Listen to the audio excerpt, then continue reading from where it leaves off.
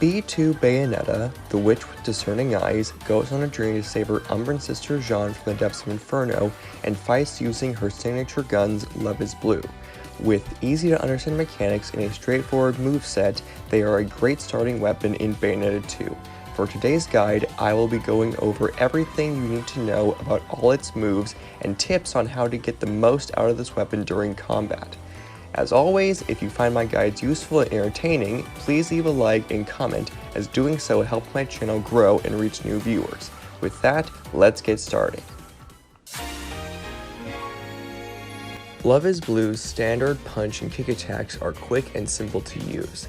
Every pre-made combo ends with one of three kinds of Wicked Weaves: senders, grounders, and launchers. Senders will cause enemies to be sent flying away from you, which can be a good way to prep charge attacks.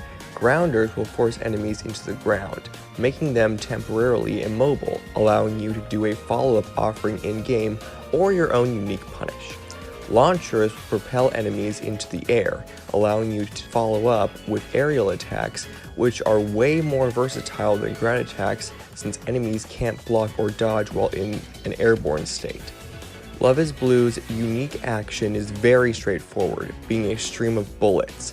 This can be an easy way to clear out smaller enemies like Compassion, Fury, and Decorations, as well as rack up combo points. While a majority of attacks only have you fire one stream of bullets, some attacks can fire 2 or even 3 streams. This is very useful against fast enemies and humanoid bosses, since in those situations your combo can easily break, so being able to squeeze out as much damage as possible is very important. Pressing the Y button will have you shoot bullets, and holding the button down will let you fire several charged bullets. This attack is a great way to keep your combo going in between attacks. However, keep in mind that it stays the same regardless of what weapon you have equipped.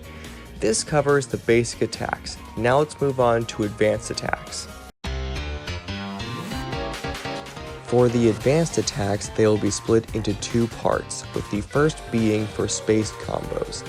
These combos are represented by having a white dot within the combo string. Here are all the space combos for Love is Blue. When inputting double punch, pause punch, you will do a series of spiraling uppercuts into the air. While this combo is not that damaging, it still serves as an aerial combo starter. If you want to spice up your combo once in a while, this is a fun way to do it. Triple punch, pause punch is more or less a shortened version of the standard 5-punch combo. It can be a good short combo to use against faster, higher level enemies, especially when you have smaller punish windows. Triple punch, kick, pause, double punch. Being the longest spaced combo for Love is Blue, this game treats triple punch, kick, pause, double punch as 2 separate combos, since the first punch after the space is a grounder Wicked Weave. After that, you can follow up with the second punch for a sender Wicked Weave. While it has the same properties as the triple punch, triple kick combo, the sender weave can provide some breathing room for intense situations, though due to its length, it shines best against lower level enemies, as enemies at higher difficulties can easily dodge or block the combo entirely.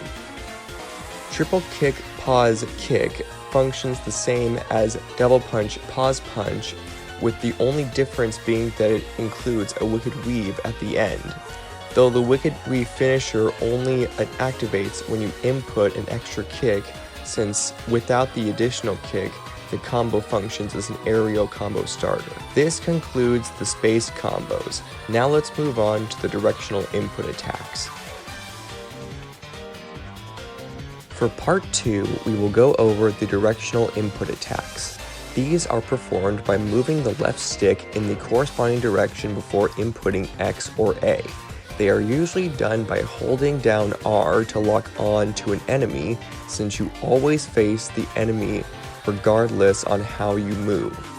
Since the punch and kick versions of these attacks function similarly, I will group them by direction to save time. Forward punch and kick. Both of these attacks will have you lunge forward a set distance before stopping for some bullet shots. These attacks can be a good way to close gaps between enemies. The aerial versions function nearly the same, the only difference being that the aerial kick is a down-angled afterburner kick. Back punch and kick. Both of these attacks are used as aerial combo starters. Holding down back kick will extend the attack with bullets and increase hit count. These two attacks are the most important for air combos, as keeping enemies in the air for as long as possible is a top priority, as while airborne, enemies won't be able to block your combo strings as easy as on the ground. Back to forward punch and kick. Both of these attacks will automatically do a wicked weave in exchange for several orbs of magic. Essentially, if you have lots of magic stored up, you can effectively spam these attacks to squeeze out as much damage as you can per attack window. Circle punch and kick. Both of these attacks are rapid bullet rounds and can be used as a way to keep your combo chain from breaking. If you do circle kick in the air, however, it becomes a spinning kick attack. This attack can be a good get-off-me tool when facing smaller enemies and a great short-range multi-hit attack against larger enemies. Jump punch and kick. By consecutively pressing the B button into the A button or X button, you'll perform afterburner kick and witch twist. Both of these attacks are the most commonly used in nearly every situation. Whether it's a combo starter or an extender, these attacks are the go-to. You can easily combo them into each other given you have another jump. Dodge attacks. If you press and hold down the ZR button followed by the X button, you will do a special sliding move that ends with Bayonetta going into the air along with a wicked weave. If you follow up with the A button after ZR, you will do a spinning ground kick attack that can launch enemies into the air. These attacks are not very practical since these maneuvers are used more for dodge offset. Holding down just ZR will have you do breakdancing. This is more of a funsies type move if you want to style on your opponents every now and then. After covering everything today, Love is Blue is a nice, well-rounded weapon with barely any downsides. This weapon can very easily handle any fight, and you don't need to have to put in thousands of hours to be good with it. If you wanted to, you could theoretically spam the standard punch string and defeat most enemies with ease. The recommended mindset for this weapon is to make use of your range attacks whenever possible, especially against humanoid bosses. Thank you for watching, and I hope this served as good info for beginners and a review for veterans or nice background noise. The next guide will cover Raksasha, so stay tuned for that. See you later!